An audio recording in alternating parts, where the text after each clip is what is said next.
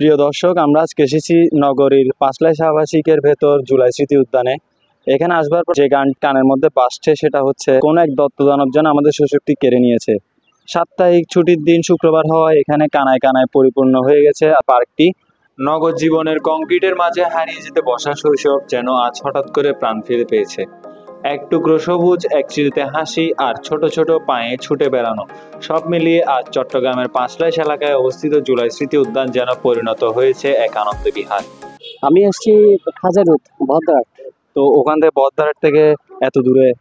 না, আমি আসলাম যে আসলে আমার মেয়েকে কোচিংয়ে নিয়ে আসছি, তো তো আগে তো দেখে গেছি, যাওয়ার সময় একটু সুযোগ নিয়ে নিলাম আর কি।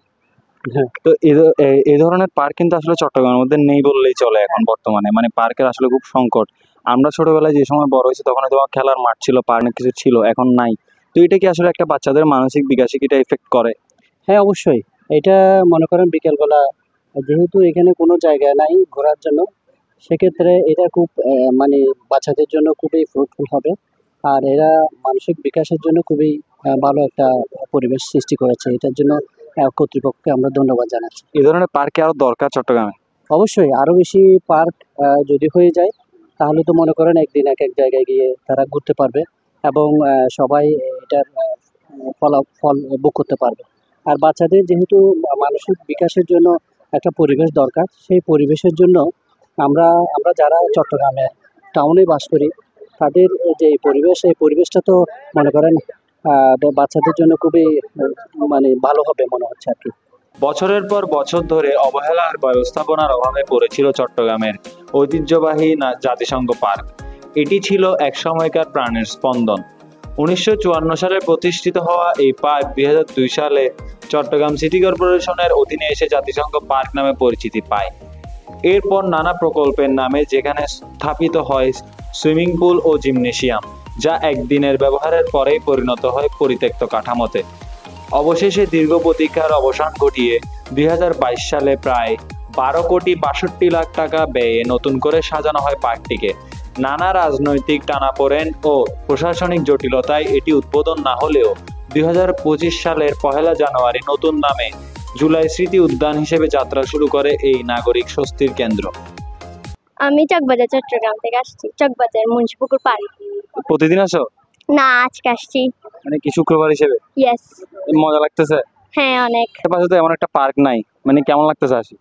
হ্যাঁ, অনেক ভালো লাগতেছে, কিন্তু মানুষজন একটু কম থাকলে আরো ভালো লাগতো। এখানে রাইড আর একটু বেশি থাকলে অনেক ভালো লাগে। স্লিপার, দোলনা সবগুলোতে চড়ছি। আধুনিক শহর মানেই কেবল সুউচ্চ ভবন নয়, বাসিন্দাদের মানসিক শান্তি, শিশুদের নির্মল শৈশব আর মানুষের প্রাণখোলা নিঃশ্বাস যেখানে মেলে, সেখানে সত্যিকারের শহর। মানসিক বিকাশে মানুষের মূল্যবোধ, চেতনা, আনন্দ, ছোট বাচ্চাদের মানুষের অবসর সময় সবকিছু এখানে শেয়ার করতে পারতেছে। আসছে যারা পাশের লোক।